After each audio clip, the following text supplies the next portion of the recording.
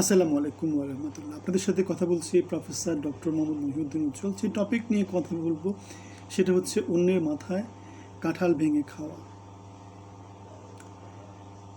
আমরা দেখেছি ৭১-এ প্রান্তিক জনগোষ্ঠী যুদ্ধ করেছিল, শেখ মুজিবুর রহমান পাকিস্তানি বাহিনীর হাতে বন্দী হয়েছিল এবং আমাদের জিয়াউর রহমান স্বাধীনতার ঘোষণা করেছিল। প্রান্তিক জনগোষ্ঠী রক্ত দিয়েছিল, দেশকে স্বাধীন করেছিল। প্রান্তিক জনগোষ্ঠী তাদের কাজ কামে ফিরে গিয়েছে, কিন্তু শেখ মুজিব পাকিস্তান থেকে এসে আমাকে প্রধানমন্ত্রী করতে হবে এবং তিনি প্রধানমন্ত্রী হয়ে যান। যারা 10 মাস 10 দিন অথবা 9 মাস দীর্ঘ সংগ্রাম করার পরে বাংলাদেশকে স্বাধীন করেছিল, সে তাজউদ্দিন অথবা জাতীয় চার নেতা, তাদেরকে অন্তরালে চলে যেতে হয়েছিল। 24-এ আমাদের দ্বিতীয় মুক্তির আন্দোলন 17 বছরের ফ্যাসিজমের বিরুদ্ধে সংগ্রাম করেছে। অল্প 1 মাস সময়ের মধ্যে যেভাবে 2000 ছেলেপেলে রক্ত দিয়েছে, 30,000 ছেলেপেলে আহত হয়েছে, সেটা আমাদেরকে যেটা বলে এটা মুক্তির সংগ্রামের থেকেও বেশি রক্তাক্ত, বেশি ভয়াবহ। কিন্তু 1971 আমাদের স্বাধীনতার সংগ্রাম ছিল, আর 24 হচ্ছে আমাদের মুক্তির আন্দোলন ছিল। এখন এই মুক্তির আন্দোলনের উপর ভর করে আমরা দেখেছি বেসরকারি বিশ্ববিদ্যালয়, স্কুল, কলেজের ছেলেপেলে তারা আন্দোলন পরবর্তীতে তারা তাদের কাজে ফিরে গিয়েছে। ঢাকা ইউনিভার্সিটির মুষ্টিমেয় কিছু ছেলেপেলে বৈষম্য বিরোধী ছাত্র আন্দোলনের নেতৃত্বে, এনসিপির নেতৃত্বে তারা সরকারে আসে এবং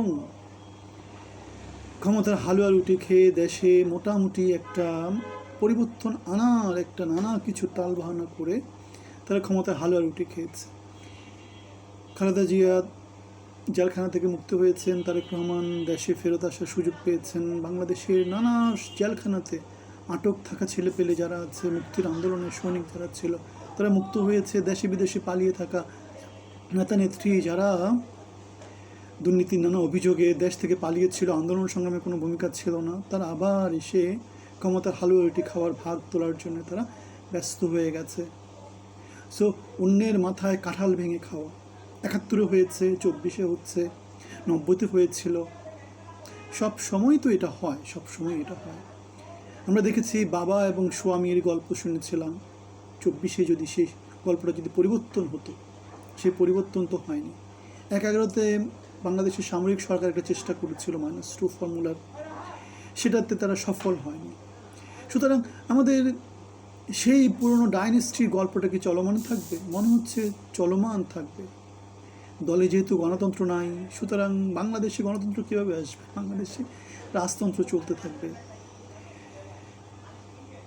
আমরা ষোড়শ লুই, চতুর্দশ লুই, ত্রয়োদশ লুই, এরকম নানা রকম একটার পর একটা third generation, second generation, first generation, এভাবে জিনিসটা চলতে থাকবে। এখন কাহিনি যেটা, সেটা হচ্ছে তারেক রহমান 25 তারিখ কালকে বাংলাদেশে আসতেছেন এবং তাকে বিরোচিত একটা সম্বর্ধনা দেওয়া হবে। কোটি লোকের জনসংগ্রাম করার জন্য বিএনপির পক্ষ থেকে চেষ্টা করা হচ্ছে এবং ইতিহাসের অংশ হওয়ার জন্য সবাইকে অনুপ্রাণিত করা হচ্ছে। 10টা 20টা ট্রেন, বাস, নানা রকমের যানবাহন ফ্রিতে দেওয়া হচ্ছে যাতে লোকজন চড়ে এসে ইতিহাসের অংশ হয় এবং নেতাকর্মীদের মধ্যে হয়তো বা উৎসাহ দেখা যাচ্ছে। 26 তারিখে তিনি শহীদ জিয়ার মাজারে যাবেন, সাভার স্মৃতিসৌধ পরিদর্শন শোক প্রকাশ করবেন। 27 তারিখে তিনি ওসমান হাদির কবরের জিয়ারত করবেন এবং পঙ্গু হাসপাতাল জুলাই আন্দোলনে যারা পঙ্গুত্ব বরণ করেছেন তাদেরকে দেখতে যাবেন। সো আগামী 3 দিন এটাই হচ্ছে আমাদের তারেক রহমানের সফর সূচি। এখন পদ্মার অন্তরালে কী হচ্ছে? এটা তো প্রকাশ্যে রাজনীতিদের এটা হয়, সামনে থাকে একটা জিনিস, পেছনে থাকে আরেকটা জিনিস। ভারতের সাথে বোঝাপড়া, আমেরিকার সাথে বোঝাপড়া, বাংলাদেশের সেনাবাহিনীর সাথে বোঝাপড়া, বাংলাদেশের প্রভাবশালী গ্রুপের সাথে বোঝাপড়া, এগুলা তিনি মনে হয় আগেই সম্পূর্ণ করেছেন। নয়তো তার আশাটা যে তার উপর ডিপেন্ড করছে না এবং তিনি কার উপর ডিপেন্ড করছে সেটা তো তিনি তার নিজের কণ্ঠেই বলেছেন। তাদেরকে ম্যানেজ করে তিনি আসছেন। এখন বাংলাদেশের জনগণ ভোট দিবে, সেই ভোটে হয়তো একটা প্রভাব থাকবে, তিনি প্রধানমন্ত্রী হয়ে যাবেন। সো পদ্মার অন্তরালে তাহলে অনেক কিছুর খেলা হচ্ছে। পদ্মার অন্তরালে হচ্ছে এগুলা যোগসাজশ, নানা রকমের সিন্ডিকেশন, নানা রকমের ব্যবস্থাপনা, নানা রকমের চক্রান্ত। সো পদ্মার অন্তরালে এগুলো হচ্ছে। আর পদ্মার সামনে হচ্ছে দেখানো হচ্ছে পঙ্গু হাসপাতাল, তারপরে ওসমান হাদি, আমাদের সাভার স্মৃতিসৌধ, তারপরে শহীদ জিয়ার মাজার। এখন ভিতরে এবং বাইরে দুটো গল্প যদি একরকম হতো তাহলে প্রতারণা কোনো শব্দ আসতো না।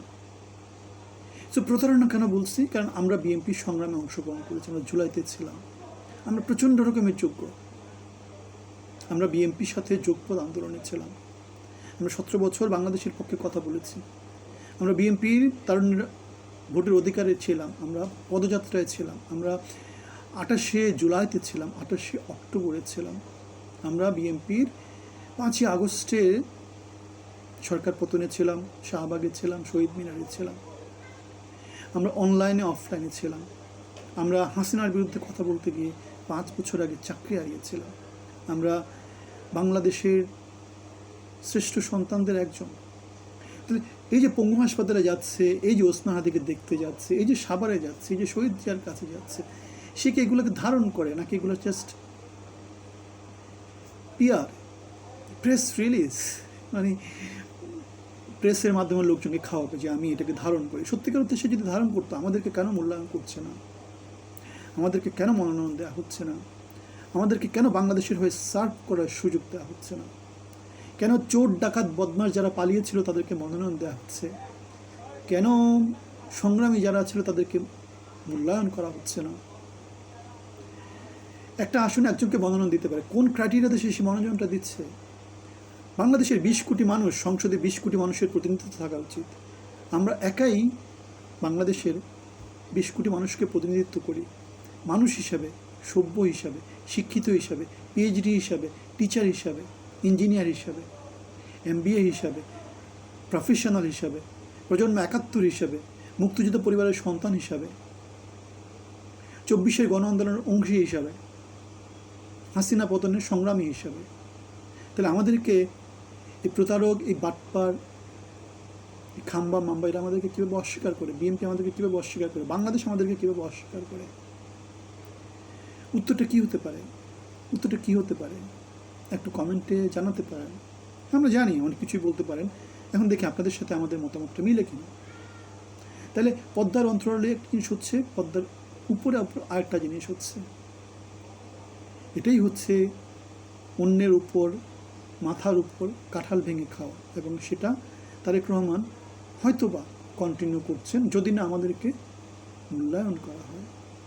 আমি আমার কথা বলতে পারি, আমি সবার কথা বলতে পারি না। বাংলাদেশের জন্য আমাদের যে ত্যাগ সেটা অতুলনীয়। আমার বাবা মুক্তিযোদ্ধা, আমরা 24-এর মুক্তিযোদ্ধা, আমার বাবাও মুক্তিযোদ্ধা, 24-এর মুক্তিযোদ্ধা। ভালো থাকবেন।